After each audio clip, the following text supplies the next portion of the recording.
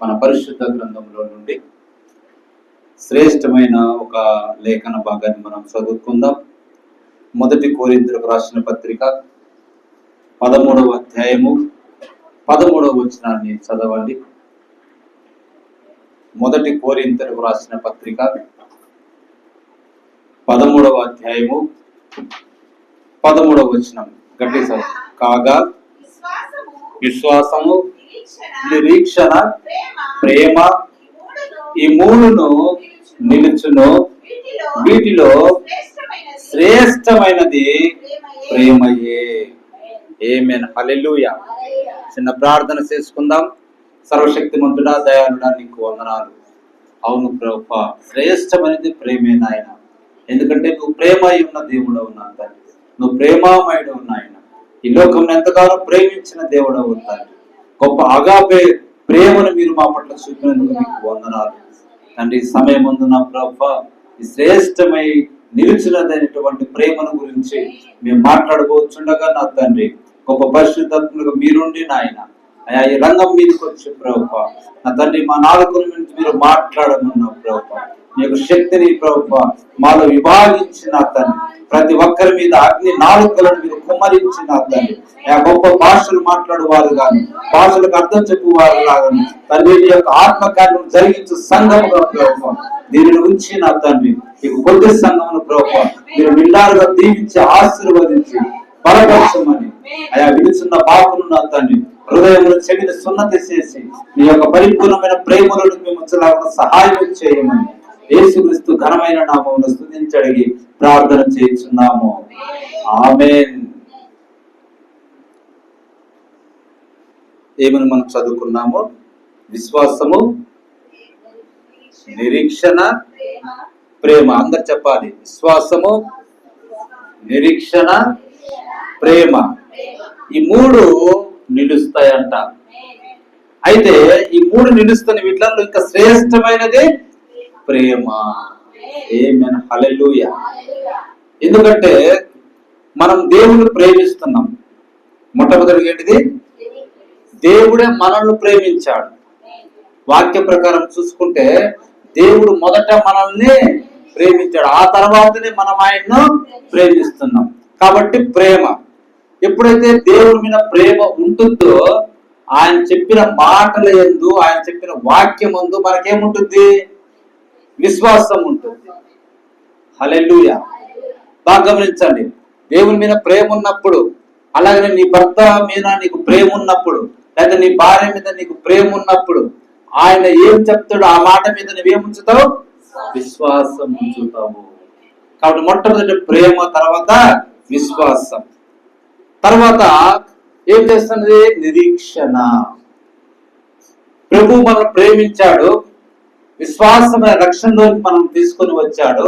ఆయన తిరిగి తన దగ్గర తీసుకొని పోవటం నేను వస్తా, మీరు అప్పటి వరకు ఏం ఉంచాలన్నాడు? నిరీక్షణ ఉంచమన్నాడు.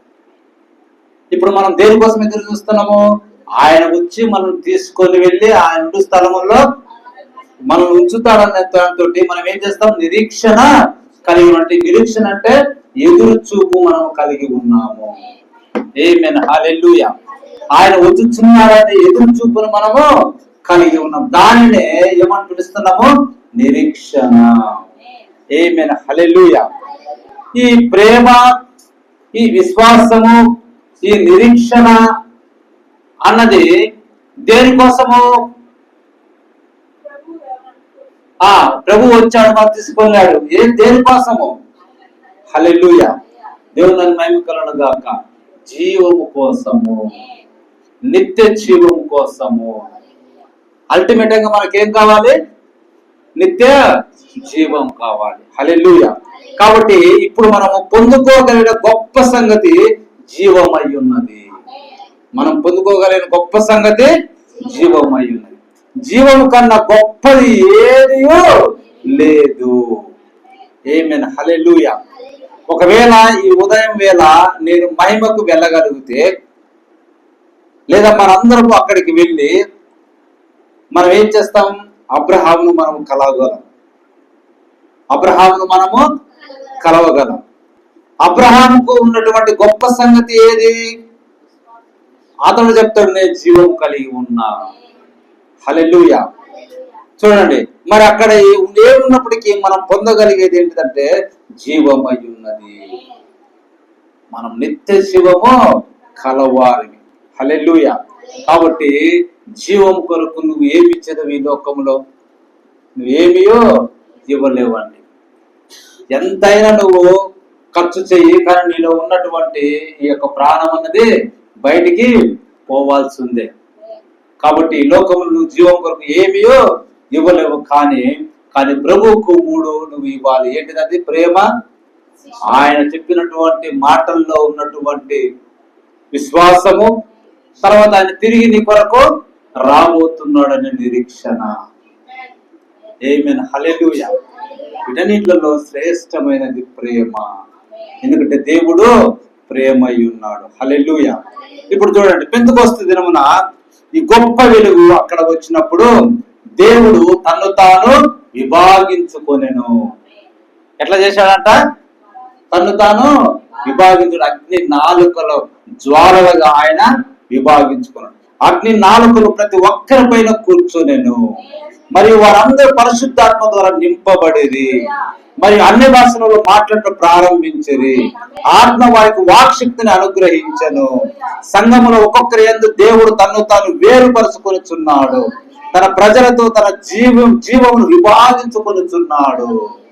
ఏం చేశాడంటే అక్కడ తన యొక్క ప్రజలతో ఆయనలో ఉన్నటువంటి జీవాన్ని విభాగించుకుంటా ఉన్నాడు, ఒక్కొక్కరి మీద. హల్లెలూయా. కాబట్టి ఆ జీవము మనం కలిగి ఉండాలి అన్న వర్తమానము ఈ దినం మనము కలిగి ఉండాలి. దానినే మనం ప్రజల యొద్దకు తీసుకుని వెళ్ళాలి. ఒకవేళ అది లేకుంటే వారు ఏమైతారంట? నశించిపోతారండి. కాబట్టి మనం తీసుకుని వెళ్ళాల్సింది ఏంది? ఇదిగో నిత్య జీవానికి కారకుడు యేసుక్రీస్తు. మీరు ఆయన ప్రేమించినట్లయితే ఆయన వాక్యాన్ని మీరు విశ్వాసం ఉంచుతారు. అప్పుడు ఆయన ఏం చెప్పాడు? నేను ఉండు చోట మళ్ళీ నేను ఉండులాగును, మీరుండులాగును నేను తీసుకోవడానికి వస్తా, మీరు నిరీక్షణ ఉంచండి. ఆమేన్. హల్లెలూయా. అది అల్టిమేట్ గా నీకేమిస్తుంది? జీవమునిస్తుంది. దేవుని యొక్క జీవాన్ని నీకు ప్రసాదిస్తుంది. ఆమేన్. హల్లెలూయా. కాబట్టి మన వర్తమానం ఏమున్నదంటే యేసుక్రీస్తు నిత్య జీవమై ఉన్నాడు. ఆయనను నమ్మగలిగినట్లయితే, ఆయన విశ్వసించగలిగినట్లయితే, ఆయనని రక్షకుడుగా స్వీకరించగలిగినట్లయితే నువ్వు నిత్యము సదాకాలము బ్రతుకుతావన్న వర్తమానాన్ని మనం ప్రజల యొద్దకు తీసుకొని వెళ్ళాలండి. హల్లెలూయా. కాబట్టి పరిశుద్ధాత్మ మీ ద్వారా పని చేయడం వలననే మీకు జీవము. మీ ద్వారా పని చేస్తున్నదంటే దాని అర్థం ఏంటి? మీరు జీవము కలిగి ఆయన జీవం అప్పుడు అవుతుంది అండి. హల్లెలూయా. అప్పుడు ఆయన మీ అందుండును.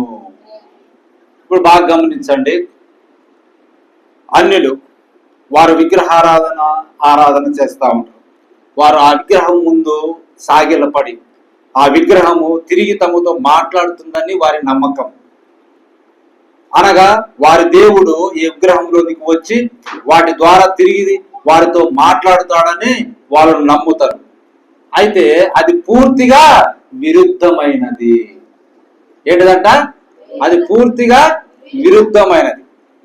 దేవుడు ఏమై ఉన్నాడో దానిని చుట్టూ త్రిప్పివేయుట. ఏంటంట? అసలు దేవుడు ఏమైనాడు అన్నదాన్ని ఈ విగ్రహంలో ఆరాధించడానికి పూర్తిగా త్రిప్పివేయుట అయినది అన్నమాట. కాబట్టి దేవుడు విగ్రహములతో వ్యవహరించడు. దేనితో వ్యవహరించడు? విగ్రహములతో వ్యవహరించడండి. హల్లెలూయా. అయితే నీవే ఆయన పరికరానివి. దేవుడు రాళ్ళ రప్పలతోటి కాదండి, నీవే ఆయన పరికరానివి. నీవు దేవుని ముందు సాగిలపడదు, మరియు ఆయన నీలోనికి వచ్చి జనులతో మాట్లాడును. అది తేడా అండి. వారికి మనకు ఏంటిదంట? ఆయన మనలోనికి వచ్చి మనలో నుండి ప్రజలతోటి మాట్లాడతాడు. హల్లెలూయా. ఇప్పుడు మోషేలో ఉండి దేవుడు మాట్లాడాడు, ప్రవక్తలలో ఉండి దేవుడు మాట్లాడాడు, పేతురులో ఉండి దేవుడు మాట్లాడాడు. ఈ దినము నీలో నాలో యేసుక్రీస్తు ఆత్మ ఉండి ప్రజలతోటి మాట్లాడిస్తా ఉన్నాడు. హల్లెలూయా. కాబట్టి ఆయన నీలో ఉండి జనులతో మాట్లాడు. అంతేగాని రాళ్ళని లేకొచ్చి రాళ్లతో దేవుడు ఏదో మాట్లాడుతున్నది వారి విశ్వాసం, కానీ అది కరెక్ట్ అయినది కాదు. ఆయన సజీవ మనిషికి జీవము గల దేవుడే గాని సచ్చిన విగ్రహానికి మృతుడైన దేవుడు కాదు.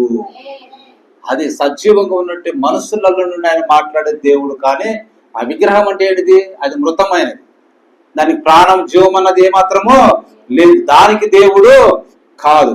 ఆయన ఒక జీవి విషయమై జీవము గల దేవుడు. మరియు ఆయన ఇక్కడ చెప్పిన దానికి మీరు ఆయన యొక్క సాక్షులవుదురు. ఈ పరిశుద్ధ గ్రంథంలో ఆయన ఏమైతే చెప్పాడో దానికి మీరు సాక్షులవుతారండి. హల్లెలూయా. అయితే వారిని గమనించండి, అన్యులను గమనించండి. మరియు ఒక చక్కని మంచి జీవితము వారు జీవించటం మనం చూస్తాం. ఎటువంటి జీవితం అంట? ఒక చక్కటి మంచి జీవితాన్ని వారు జీవించటం మనం చూస్తాం. ఆ అన్యులు జీవించు జీవితముతో పోల్చుటకు క్రైస్తవులు అనబడిన వారి జీవితములు ఎంత మాత్రము సరిపడవు.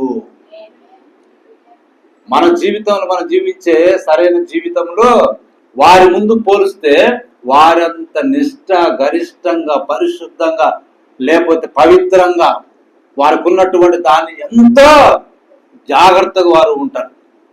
వారి భక్తి జీవితం ముందు మన క్రైస్తవ భక్తి జీవితాన్ని ఒక పక్కన పెడితే మన క్రైస్తవ జీవితం అనేది ఎందుకు పనికిరాదండి. నిజమండి, అది కరెక్ట్. అయితే ఆ విధంగా దేవుడికి ఒక తీసుకుంటే వారందరికీ కూడా రక్షణ వచ్చినట్లే, కానీ దేవుడు ఆ విధంగా తీసుకోవటం లేదు. ఆమేన్, హల్లెలూయా. అదేమవుతుందంటే మంచితనాన్ని బట్టి, వారు చేసిన మంచి క్రియలను బట్టి అది రక్షింపబడటం అవుతుంది. కానీ పరిశుద్ధ గ్రంథము దేవుడు మంచి క్రియలను బట్టి ఒక వ్యక్తి రక్షింపబడడు. హల్లెలూయా. ఇది బాగా మీరు చూడాలి. మంచి క్రియలను బట్టి మనిషి రక్షింపబడడండి. ముందు నీకు క్రీస్తునందు విశ్వాసం ఉంచాలి. ఆయన రక్త ప్రోక్షణను నీవు అంగీకరించాలి. దేవుడు చేసింది అది. దాన్ని నువ్వు విశ్వసించి రక్షణలోకి వచ్చి అప్పుడు నీవు మంచి క్రియలను చేయాలి, అప్పుడు నీవు సత్క్రియలను చేయాలి. అయితే ఈ దినము వారు ఏం చేస్తున్నారంటే క్రీస్తు అనే రక్షకుని అంగీకరించకుండా, క్రీస్తు నీ కొరకు చేసినటువంటి రక్త త్యాగ బలిని అంగీకరించకుండా వారు ఏం చేస్తారు?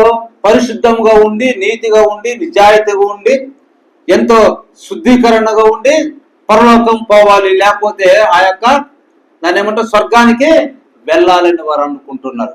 కానీ అక్కడ ఏ మార్గం అంటూ లేదండి. హల్లెలూయా. పరలోకానికి ఏకైక మార్గము యేసుక్రీస్తు మాత్రమే. ఆమేన్, హల్లెలూయా. వారి నీతి మరియు వారి క్రియలు మనము వారి ముందు నిలవలేనంతగా మనల్ని ఊపిరాడకుండా చేస్తాయి.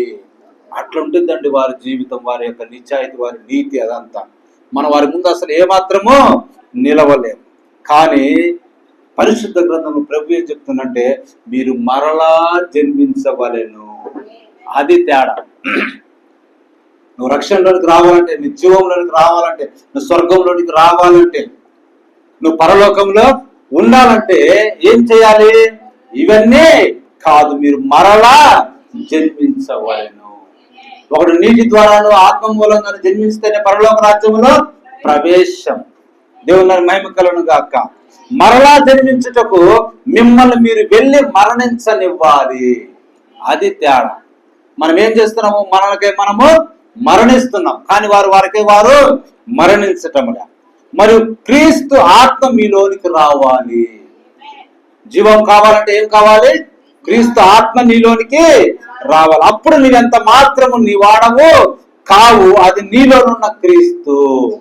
ఇక అక్కడ నుంచి నువ్వు మాత్రం నీవు కాదండి, నువ్వు క్రీస్తు సొత్తు, నువ్వు క్రీస్తుకు సంబంధించిన వాడవు. అప్పుడు పౌలు వలె నేను ప్రతిరోజు చనిపోవచ్చున్నా, ఆయనను క్రీస్తు ద్వారా జీవించుచున్నాను. జీవించువాడను ఇక నేను కాదు గాని క్రీస్తు నా యందు జీవించుచున్నాడు. ఆమేన్, హల్లెలూయా. కాబట్టి నేను క్రైస్తవుని మీతో చెప్పినట్లయితే మీరు ఎవరితోటన్నా నేను క్రైస్తవుని అని మీరు చెప్పినట్లయితే మరియు క్రీస్తు ఆత్మ మీలో ఉండవలేను. హల్లెలూయా. క్రీస్తు ఆత్మ అనేది మీలో ఉండాలండి. అప్పుడు నా యందు విశ్వాసం ఉంచువాడు నేను చేయు క్రియలు చేయును, నమ్మిన వారి వలన ఈ సూచక్రియలు కనబడును అనేది మీ యందు నెరవేరుతాయండి. హల్లెలూయా. దేవుని మహిమ కలుగును గాక. ఇప్పుడు మీరు చూడండి, సూర్యుడు తూర్పున ఉదయించి పరమట అస్తమిస్తాడు. అంతేనా? తూర్పున ఉదయించి పరమట అస్తమిస్తాడు. ఇప్పుడు చూడండి, అదే సూర్యుడు మారే సూర్యుడు కాదు. ఇప్పుడు పరిశుద్ధాత్ముడు వచ్చినప్పుడు, లేకపోతే మనిషి కుమారుడైన యేసుక్రీస్తు ఆయన తూర్పు ప్రజల యొద్దకు మొదటిగా వచ్చాడు. ఇశ్రాయేల్ దేశం ఎక్కడ ఉంటుంది? తూర్పు వైపుకు ఉంటుంది. అక్కడ స్టార్ట్ అయినటువంటి సువార్త అన్నది ఎక్కడికి వచ్చేసింది? పరమట దిక్కుకు పయనించిందండి. హల్లెలూయా. సేమ్ సూర్యుడు తూర్పును ఉదయించి పరమట దిక్కుకు ఎట్లా వస్తాడో, సువార్త కూడా తూర్పు దిక్కున పుట్టి ఇది ఎక్కడ ఎలా వచ్చింది? పరమట దిక్కుకు వచ్చిందండి. హల్లెలూయా. దేవుని దాని మహిమ కలుగును గాక. అలా పరమట దిక్కు పూర్తిగా వచ్చేసిందంటే దాని అర్థం ఏంటి? ఇక ఆయన రాకడ సమీపమై ఉన్నది. ఏంటిదంట? రాకడ సమీపమై. ఇప్పుడు మనం పరమటకు వచ్చేసాం, ఇంకా కిందికి వెళ్ళిపోయాం అనుకో, మళ్ళీ ఎక్కడికి వస్తాం? తిరిగి తూర్పుకే వస్తాం. హల్లెలూయా. దేవుని నన్ను మహిమ కలుగును గాక.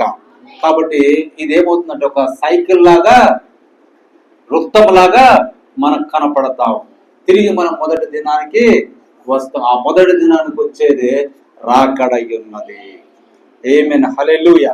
కాబట్టి ఇప్పుడు మనం ఏ కాలంలో ఉన్నామంటే చివరి కాలంలో మనము ఉన్నామండి. అంత సమాప్తమైపోతున్న కాలంలో మనము జీవిస్తా ఉన్నాం. హల్లెలూయా. దేవుని మహిమ కలుగును గాక. హల్లెలూయా. ఇప్పుడు చూడండి, ఇంకొంచెం ముందుకు మనం వెళ్దాం.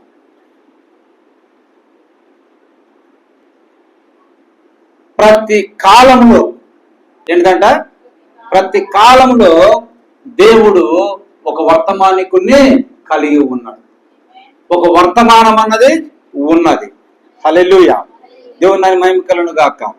చూడండి, అయితే మానవుడు దేవుడిచ్చిన ఆ వర్తమానాన్ని తప్పుగా అన్వయిస్తే అప్పుడు ఏమవుతుంది? అక్కడ దేవుని నుండి ఎడబాటు అన్నది వస్తుంది. ఇప్పుడు చూడండి, ఎప్పుడైతే దేవుడు మాట్లాడుతా ఉన్నాడో ఆ ఏదెన్ తోటలో మొదటి వర్తమానికుడు ఎవరైనారు? దేవుడే అయి ఉన్నాడు. అక్కడ ఏ వ్యక్తి లేడు. సంఘము హవ్వ, ఆదాము. వారి వర్తమానికుడు ఎవరు? దేవుడే స్వయంగా అయి ఉన్నాడు. వాడికి వర్తమానం ఏమైనది? ఈ ఫలము నీవు తినవచ్చు, ఈ ఫలాన్ని నీవు తినకూడదు. అది వర్తమానం అయి ఉన్నది. హల్లెలూయా. దేవుని మహిమ కలుగును గాక. అయితే ఎప్పుడైతే ఆ యొక్క వర్తమానాన్ని ఆ మొదటి మానవుడు తిరస్కరించాడో ఆ తర్వాత నుంచి దేవుడు మనుష్యుల ద్వారా మాట్లాడటం ప్రారంభించాడు. ఎలా ప్రారంభించాడు? మనుష్యుల ద్వారా మాట్లాడటం ప్రారంభించాడు. దేవుని మహిమ కలుగును గాక. కాబట్టి ఆయన ఆ మనుషుని చేసి, మనుషుని విమోచించి తర్వాత ఆ మనుషుని ద్వారా మాట్లాడుట ప్రారంభించాను. ఆమేన్. హల్లెలూయా. కాబట్టి దేవుడు మనుషుల ద్వారా మాట్లాడేవాడు. అక్కడి నుంచి మీరు తీసుకుంటే ప్రతి ఒక్కరి ద్వారా ఆయన మాట్లాడుకుంటూ వస్తూనే ఉన్నాడు. కాబట్టి హెబ్రీ పత్రికలో మనకి ఏముంటుందంటే, దేవుడు పూర్వకాలమందు నానా సమయంలో నానా విధములుగా మన పితరులతో ప్రవక్తల ద్వారా మాట్లాడి చివరకు తన కుమారుడని యేసుక్రీస్తు ద్వారా మాట్లాడను అని రాయబడి ఉంటుంది. దేవుని మహిమ కలుగును గాక. కాబట్టి ఆయన ఒక యంత్ర పరికరం యొక్క మధ్యవర్తిత్వను వాడుకొనడు.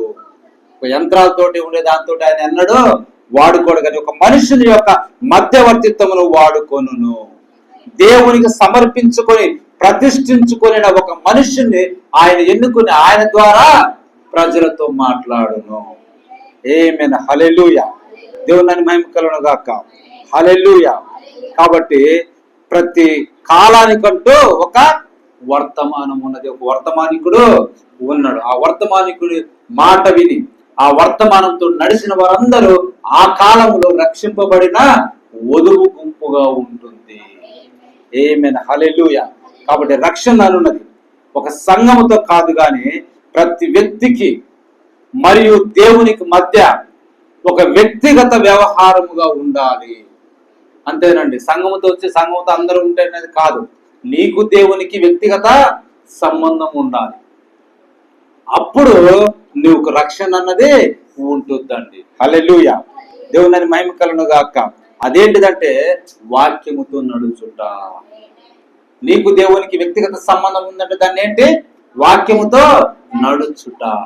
హానోకు ఆయనతో నడిచాడు. తద్వారా ఏమైనది? ఆయన ఎత్తబడ్డాడు, చనిపోకుండా ఎత్తబడ్డాడు. కాబట్టి దేవునితో నీకు అవినాభావ సంబంధము ఉన్నప్పుడు నువ్వు దేవునితో నడుచుట ఉన్నది. అది ఎత్తబట్టుకు తీసుకువెళ్తుంది. అప్పుడు నువ్వు నిత్య జీవం కలవాడివి. ఆమేన్, హల్లెలూయా. అప్పుడు నువ్వు వరకవు వెనకవు, మరి ఎల్లప్పుడూ సంతోషించదవు. ఆయన రాకడను నువ్వు ప్రేమించేవాడిగా ఉంటావు. ఆమేన్, హల్లెలూయా.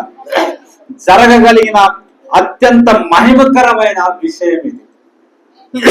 ఎత్తబడటం అన్నది లేకపోతే రాకడం అన్నది అది జరగగలిగిన అత్యంత మహిమకరమైన విషయం. ప్రభు యొక్క రాకడ, యుగ సమాప్తి అది సరిగ్గా ఇప్పుడే కావాలని మనం కోరుకోవాలండి. ఇప్పుడు ఏమొద్దండి నా ఇల్లు కట్టాలా, ఇప్పుడు ఏమొద్దండి నా బిల్డింగ్ కట్టాలా అని అనడానికి వీలు లేదండి. ఎందుకు లేదో ప్రవక్త మనం చెప్తా ఉన్నాడు, వినండి. హల్లెలూయా. అది సరిగ్గా ఇప్పుడే కావాలని నేను కోరుతున్నా. ఎందుకు అంటే నేను ఇప్పటి వరకు ఊహించిన వాటిలో అత్యంత మహిమకరమైనది ప్రభువును కలుసుకున్నటయే. ఎందుకంటే ఆయన రాకడంటే దాని అర్థం ఏంటి? ప్రభువును కలుసుకుంటున్నామండి. ఈ మట్టితోటి లేకపోతే కాంక్రీట్ తోటి నీ బిల్డింగ్ పోతే పోయింది, కానీ అక్కడ నీ కొరకు ఏమున్నది? దేవుడు కడుతున్నటువంటి ఒక భవనము నీ కొరకు ఉన్నదండి. హల్లెలూయా. ఈ పాత మాంసపు వస్త్రము నేను విడిచెదను. దేవుని కలుసుకోవడం నువ్వు వెళ్తున్నావు అంటే దాని అర్థం ఏంటి? ఈ పాత మాంసపు వస్త్రాన్ని విడిచెద మరియు లేచి నిత్యముడు బహుమానములు చేజిక్కించుకుందుము, మరలా యవనస్తుడు అవుదుము, మరియు నా ప్రభుతోను నా ప్రజలందరితోను సదాకాలము జీవించదను. ఆమేన్, హల్లెలూయా. ఎందుకంటే ఇక్కడ ఈ పాత రోగశాలను పాపము మరియు శోధన మరియు బాధలు మరియు నొప్పుల గుండా నిత్యం మనము పోరాడుతా ఉన్నాం. మరి దేవుని కలుసుకోబోవటం, రాకడ జరగటము అది ఎంతగానో మనకు సంతోషపరిచే విషయం అండి. హల్లెలూయా. దేవుని మహిమ కలుగును గాక. ఎందుకంటే ఈ బాధలన్నిటిని తప్పించుకొని మనం మహిమకరమైన జీవితంలోనికి అడుగు పెడతాం.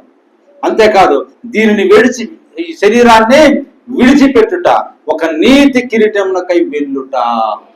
నేను వదిలిపెట్టి దేనికి వెళ్తున్నామో ఒక నీతి కిరీటం. మరి ఎన్నడైనా నేను విన్న అత్యంత మహిమగల విషయం అదే. ఎందుకంటే అది మనకు మహిమగల విషయం అండి. హల్లెలూయా. ఎందుకంటే పౌలు చెప్పినట్టుగా నేను మంచి పోరాటము పోరాడు, నా పరుగు తుదముట్టించింది, నా విశ్వాసము కాపాడుకోండి. హల్లెలూయా. ఇకపై నాకై ఒక నీతి కిరీటము ఉంచబడి ఉన్నది. నాకే కాదు, పౌలు భక్తుడు చెప్తా ఉన్నాడు, నాకే ఆ నీతి కిరీటము కాదు గాని, హల్లెలూయా, ఆయనను ప్రేమించు వారందరికీ ఆయన నీతి కిరీటాన్ని ఉంచాడు. అది కాబట్టి మొదటిగా మనం ఏం చేయాలి? ఆయనను ప్రేమించాలి. ఆయన ప్రేమించే వారందరికీ నీతి కిరీటము ఉన్నదంట. నా ఒక్కడికే కాదు కానీ అందరికీ ఉన్నదని పౌలు భక్తుడు చెప్తా ఉన్నాడు. హల్లెలూయా. కాబట్టి మనం రాళ్ళం. ఎటువంటి వారమంట? మనం రాళ్ళము. హల్లెలూయా. అయితే ఈ రాళ్ళను చెక్కుటకు ఒక శిల్పి కావాలి. రాళ్ళను చెక్కుటకు ఒక శిల్పి కావాలి. శిల్పి లేని ఎడల రాళ్ళు ఉండి ఏం లాభం? ఏ రూపం అనేది ఆ రాయికి రాదండి శిల్పి లేకుంటే. కానీ ఉట్టి రాళ్ళు ఉండి ఏమి లాభమో లేదు. అయితే ఎవరైతే ఒప్పుకుంటారో వాళ్ళు రాళ్ళై ఉన్నారు. హల్లెలూయా. ఏంటంట? ఎవరైతే తమ పాపాన్ని ఒప్పుకుంటారో, ఎవరైతే క్రీస్తును ప్రేమిస్తారో ఒప్పుకుంటారో వాళ్ళు ఏమైనారంట? రాళ్ళై ఉన్నారు. ఎట్లా అంటే ఆయన పేతురు, ఆయన ప్రభువును ఒప్పుకున్నాడు. అప్పుడు పేతురుని ఏమని పిలుస్తా ఉన్నాడు? నీవు ఒక రాయివి. హల్లెలూయా. నువ్వు కేపా అనబడదు, ఒక రాయివి. ఆమేన్. హల్లెలూయా. అతడిని ఒక దేవుని కుమారుడు చెక్కుటకు అక్కడ ఒక రాళ్ళు చెక్కు శిల్పి లేని ఎడల రాయి ఉండటం వల్ల ఏ లాభము లేదండి. హల్లెలూయా. అలా లేకుండా మనం సంఘములో మనిషిని చెక్కి అతన్ని పరిపూర్ణతను తీసుకురాకపోతే అది ఆ సంఘంలో ఉన్న సభ్యులందరూ ఎట్లుంటారంటే, ప్రవక్త చెప్తుండో, అది ఒక బండల గుట్ట అయి ఉన్నది. ఎట్లున్నదంట? ఇక్కడ చూడాలి. ఎట్లున్నదంట? బండల గుట్ట. మీలో మార్పు లేనట్లయితే, మీలో క్రీస్తు స్వరూపము లేనట్లయితే, ఇక్కడ కూర్చొని ప్రతి ఆదివారం, బుధవారం, శుక్రవారం ఈ వాక్యం అనే సుత్యాన్ని తీసుకొని, ఈ వాక్యం అనే ఉలిని తీసుకొని మిమ్మల్ని మీరు రాళ్ళ మిమ్మల్ని వాక్యంతో మలుస్తూ మిమ్మల్ని క్రీస్తు స్వరూపంలోకి తీసుకురావాలని మేము మిమ్మల్ని ఒలుస్తా ఉంటే, మీరు ఎంత మాత్రము ఆ రాయిగానే ఉంటే అది చివరికి ఏమవుతుంది? ఆ సంఘము రాళ్ళ ఉప్పే గాని రూపము దాల్చినటువంటి సంఘము కాదండి. హల్లెలూయా. కాబట్టి ఆ విధంగా మనం ఉండకూడదండి. ఇంకా చూడండి, నీటి యొక్క ప్రవాహము రాళ్ళని ఏం చేస్తుంది? కరిగిస్తుందండి. ఆ యొక్క దానికి ఆ రాయికి అంతా గజ్జిగా ఉండొచ్చు, లేకపోతే వంక టింకరగా అంతా ఉండొచ్చు. కానీ నీటి ప్రవాహంలో అది కొట్టుకుపోతుంటే ఏమవుతుంటుంది? దానికి ఉన్నటువంటి ఆ పైన ఉండదంతా కొట్టుకొని పోయి అది నున్నటి ఆకారం అవుతుంది రాయి. హల్లెలూయా. ఎప్పుడైతే అది నున్నటి గుండ్రంగను లేకపోతే ఏదో ఒక షేపులో నున్నగా వచ్చేసాక అది నీకు చుట్టానికి ఎట్లా అనిపిస్తుంది? ఆకర్షణగా అనిపిస్తుంది. ఇప్పుడు ఆకర్షణకున్న దాన్ని నువ్వేం చేస్తావు? తీసుకొచ్చి టేబుల్ మీద పెట్టుకుంటావు, లేకపోతే దేనికన్నా అడ్డం పెట్టుకుంటావు, లేకపోతే ఇంట్లో షోకేస్లో పెట్టుకుంటావు. ఈ దినము మీరు ఆ యొక్క ప్రకృతిలో, లేకపోతే ఆ యొక్క ఉద్యానవనాలు, లేకపోతే పార్కులని మనం ఈ దినం పిలుస్తుంటాం. అక్కడ ఏ రాళ్ళని పెడతారు? ఏ రాళ్ళని పెడతారు? ఎటువంటి రాళ్ళని పెడతారా? లేదండి, బాగా నున్నంగా చెక్కబడిన రాళ్ళను అక్కడ పెడితే అది ఎంతో అందంగా కనిపిస్తుంటుంది. హల్లెలూయా. దేవుని మహిమ కలుగును గాక. కాబట్టి ఆ విధంగా మనం ఉండాలి. ఒక పదునైన పనిముట్టు చేత వారిని చెక్కి దేవుని గృహములో సరైన స్థానములో అమర్చుటకు ఒక రాళ్ళు చెక్కువాడు నీకు లేని ఎడల నీకు రాయి ఉండి ఏ మాత్రమో లాభము లేదండి. కాబట్టి పరిశుద్ధాత్మ అనే దేవుడు నిన్ను ప్రతి దినము వాక్యము అనే సుత్తతోటి ఉలితోటి నేనేం చేయాలి? ఏం చేయాలి? చెక్కాలండి. క్రీస్తు స్వరూపంలో నీకు వచ్చేటట్టుగా నిన్ను చెక్కాలి. అందుకే మనము మందిరానికి వస్తున్నాం. హల్లెలూయా. దేవుని మహిమ కలుగును గాక. హల్లెలూయా. కాబట్టి నిర్ణయాల వల్ల లాభం ఏమీ లేదు. ఏంటిదంట? నిర్ణయాల వల్ల లాభం ఏమీ లేదు. నీ పేరును ఈ యొక్క చర్చి పుస్తకంలో రాసుకున్నంత మాత్రాన్ని ఏ లాభము లేదండి. హల్లెలూయా. కానీ నీవు చేస్తున్న ప్రతి లోక సంబంధమైన పనిని నీవు విడిచిపెట్టాలి. అది ముఖ్యం. అంతేగాని ఈ దినము నేను ప్రభుకు అది చేస్తా ఇది చేస్తాను నిర్ణయాలు తీసుకుంటే ఏ లాభము లేదండి. సంఘ పుస్తకంలో మనకు ఇంతమంది సభ్యులు ఉన్నారని పేరు రాసుకున్నంత మాత్రం ఏ లాభము లేదు. హల్లెలూయా. కానీ వారిని చెక్కి క్రైస్తవులుగా చేసి దేవుని గృహంలో ఉంచి సూచనలు విశ్వాసాలను వెంబడించినట్లుగా చేయుటకై శిల్పి లేని ఎడల వచ్చి సంఘములో చేరటం వల్ల ఏ లాభము లేదండి. కాబట్టి మిమ్మల్ని చెక్కబడేటట్టుగా మాకు అనుమతి ఇవ్వాలి. నన్ను చెక్కు ప్రభువా, నన్ను రూపుదాల్చు ప్రభువా, నీ స్వరూపం వచ్చేటట్టుగా నువ్వు ఒక కొమ్మరి లేకపోతే సిగ్గు వేయి, నన్ను చెక్కలేదు ఒక వడ్రైజు వేయి, నన్ను చెక్కుము. నన్ను పనికిరాని ప్రతి కొమ్మను నీవు కత్తిరించువే అని మనము అప్పగించుకోవాలండి. హల్లెలూయా. కాబట్టి రాత్రి చెక్కు శిల్పి మనకు ఉండాలి. ఆయన పరిశుద్ధాత్ముడు.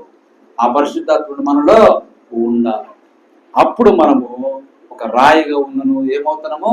శిల్పిగా ఒక ఒకరు స్వరూపంలోనికి వచ్చిన వారి అవుతాం. హల్లెలూయా. దేవుని మహిమ కలుగును గాక. కాబట్టి దేవుడు గుణములను లెక్కించును. ఏంటంటే లెక్కించేది గుణాలను. హల్లెలూయా. సంఘములను సభ్యులను కాదండి, ఆయన గుణములను లెక్కించును. దేవుడు ఎల్లప్పుడూ ఒక మనిషిని తన చేతులకు తీసుకునేందుకు ప్రయత్నించును. ఆయన కావలసిందల్లా ఆ ఒక్క మనిషే, మరియు ఆయన తన పని చేయును. ఇటువంటి వాడిని గుణములున్న వాడిని. ఆమేన్. హల్లెలూయా. ఇప్పుడు చూడండి, చిన్న ఉదాహరణ. రాయి మనం, కానీ శిల్పి అనే పరిశుద్ధాత్ముడు లేకుంటే మన బ్రతుకు ఏ విధంగా ఉంటుందో ప్రవక్త ఒక చిన్న ఉదాహరణ ఇస్తా ఉన్నాడు. పేతురు. ఎవరు? పేతురు. ఆ చివరి దినం అప్పుడు యేసుక్రీస్తుతో కూడా తోటలో ఉండి ప్రార్థన చేస్తూ అక్కడ ఉన్న గుంపులో అప్పుడే ఆయనను యేసుని పట్టుకోవాలని వచ్చినప్పుడు పేతురు ఏం చేశాడు? కత్తి దూసి ఒక దాసుని చెవి తెగ నరికాడు. చూడండి, తెగ నరికాడు. ఆ ధైర్యం అతనికి ఉన్నది. అయితే ఆ తర్వాత యేసును పట్టుకొని తీసుకొని పోయి వారు విచారణ చేయడానికి ఆ చీకట్లో ఉంచినప్పుడు పేతురు కూడా మెల్లిగా అక్కడికి వెళ్ళినప్పుడు అక్కడ అడుగుతున్నది, నువ్వు కూడా ఆయనతో ఉన్నవాడివి కాదా అంటే అప్పుడు ఏమైపోయాడు? భయపడిపోయాడు. భయపడిపోయాడు. కానీ పేతురు ఎవరు? అంతకుముందు ప్రభువే చెప్పాడు, నువ్వు కేప లేదా రాయి అనబడు. హల్లెలూయా. కానీ ఇప్పుడు వారికి ఏ రూపం అన్నది లేదు, ఒక ధైర్యం ఉన్నది. చెవి తెగ నరికాడు. కానీ ఎప్పుడైతే ఆ ప్రభువులు ఆ యొక్క విచారణకు తీసుకెళ్ళినప్పుడు ఆ యొక్క చిన్నది వచ్చి, నువ్వు వాళ్ళలో ఉండలేదు, ఆ గుంపులో వ్యక్తివి కాదా, ఆయన శిష్యులో ఒకటి కావాలని అడిగినప్పుడు ఏమైపోయాడు? భయపడిపోయి ఒక రూపం లేని రాయిగా అక్కడ ఉన్నాడు. కానీ అదే రాయి, అదే పేతురు పెంతెకొస్తు పండుగ దినాన పరిశుద్ధాత్ముడు ఆయన మీదికి అగ్ని 4 జ్వాలలుగా దిగినప్పుడు అప్పుడు ఆయన ఏమైనాడు? చెక్కబడిన శిల, ఒక రూపంలోనికి వచ్చిన వ్యక్తి అయ్యాడు. రూపంలోనికి వ్యక్తి అయ్యి వచ్చి బయటికి వచ్చి, అయ్యా పొద్దుగాల మేము తాగలేదు కానీ, ఇదేదో కొత్త మద్యమో కాదు కానీ దేవుడు మాకు పరిశుద్ధాత్మను ఇచ్చాడు, అది యావేలు గ్రంథంలో రాయబడి ఉన్నది, అది మీరు చూస్తా ఉన్నారు అని అక్కడ ఏం చెప్తాడు? వాక్యాన్ని బోధిస్తా ఉన్నాడు. హల్లెలూయా. కాబట్టి ఆ విధంగా మనం పరిశుద్ధాత్మ ద్వారా చెక్కబడాలి. అలా చెక్కబడటానికి వాళ్ళు ఏం చేశారు? 10 దినాలు మేడగదిలో ఉండి ప్రార్థన చేసినట్టు మనం చూస్తాం. కాబట్టి ప్రభుతోటి మనం కూడా చెక్కబడంటే మనం కూడా ప్రార్థన ఎక్కువ చేయాలండి. హల్లెలూయా. దేవుని నాకు మహిమ కలుగును గాక. కాబట్టి దేవుడు గుణ లక్షణం కొరకు ఎదురు చూస్తున్నాడు కానీ సభ్యుల కొరకు కాదు అని. ఇస్సాకు కొరకు వధువును ఎదగటానికి ఎలియాజరు వెళ్ళినప్పుడు చక్కని రిబ్కా అనే గుణవతిని కనుగొన్నట్టుగా ఈ దినము మనము క్రీస్తు అనే ఇస్సాకు కొరకు సంఘము అనే రిబ్కాను మనము కనుగొనాలి అంటే ప్రార్థనతోటి మంచి గుణములు కలిగిన వ్యక్తులను ఇస్సాకు అనే యేసుక్రీస్తుకు సమర్పించాలండి. దేవుని మహిమ కలుగును గాక. ఎందుకంటే ఆయన వచ్చే వరకు ప్రతి రోజు మనం ఈ కార్యము చేయవలసిన వారమై ఉన్నాం. హల్లెలూయా. కాబట్టి మనం మొదటిగా చదువుకున్నప్పుడు ఏమని చదువుకున్నాము? విశ్వాసము, నిరీక్షణ, ప్రేమ. వీళ్ళలో శ్రేష్టమైనది ప్రేమ. కాబట్టి పేతురు, యాకోబు, యోహాను ఎక్కడికి వెళ్ళినా ఈ ముగ్గురిని ఆయన తీసుకుని వెళ్తుంటాడు అండి. మిగతా వారిని కూడా తీసుకుని వెళ్తాడు, కాదంటం లేదు. వాళ్ళ నుంచి ఈ ముగ్గురిని ప్రత్యేకపరిచి ఇంకా దగ్గరికి తీసుకుని వెళ్ళేవాడు. ఆయన రూపాంతరం కొండ మీద రూపాంతరం చెందుతున్నప్పుడు ఎవరిని తీసుకెళ్లాడు? ఈ ముగ్గురిని తీసుకుని వెళ్ళాడు. అలాగనే ఒలీవల కొండ మీద లాస్ట్ డే రోజు ఆయన ప్రార్థన చేయడానికి ఈ ముగ్గురిని కొంత దూరము తీసుకుని వెళ్ళంటే మనం చూస్తా ఉంటాం. హల్లెలూయా. వారి ముగ్గురు ఏమైనారంటే యాకోబు అనగా నిరీక్షణ, హల్లెలూయా. పేతురు అనగా విశ్వాసము, యోహాను అనగా ప్రేమ ఉన్నది. ఆమేన్. హల్లెలూయా. ఎందుకంట యాకోబు నిరీక్షణ అయి ఉన్నాడు, పేతురు విశ్వాసం అయి ఉన్నాడు, తర్వాత యోహాను ప్రేమ అయి ఉన్నాడు. ఆమేన్, హల్లెలూయా. భూమి మీద వీరు దేవునికి ప్రతినిధులుగా ఉన్నారండి. కాబట్టి విశ్వాసం, పేతురు యొక్క నీడ తగులుతేనే ఎంతో మంది స్వస్థపరచబడినట్టుగా మనం చూస్తా ఉన్నాం. దేవుని నామమునకు మహిమ కలుగును గాక. కాబట్టి శ్రేష్టమైనది ప్రేమ. ప్రేమ యోహాను అయ్యున్నాడు. కాబట్టి ప్రకటన గ్రంథం అన్ని గ్రంథాలకి ఏమైనది? శ్రేష్టమైన గ్రంథముగా ఉన్నదండి. మన విడుదల అన్నది దాంట్లో పూర్తిగా సంపూర్ణముగా ఉన్నదండి. కాబట్టి విశ్వాసము, ప్రేమ, నిరీక్షణ మనము కలిగి దేవుని యొక్క రాజ సన్నిధిలోనికి వెళ్ళి ఆ జీవాన్ని మనము పొందుకోవాలని ఈ దినము మనం ప్రకటిస్తా ఉన్నది. దేవుడు తన పరిశుద్ధ వాక్యము దీవించును గాక. దేవుడు మనలందరినీ దీవించును గాక. తల వచ్చినట్లయితే ప్రార్థన చేసుకుందాం.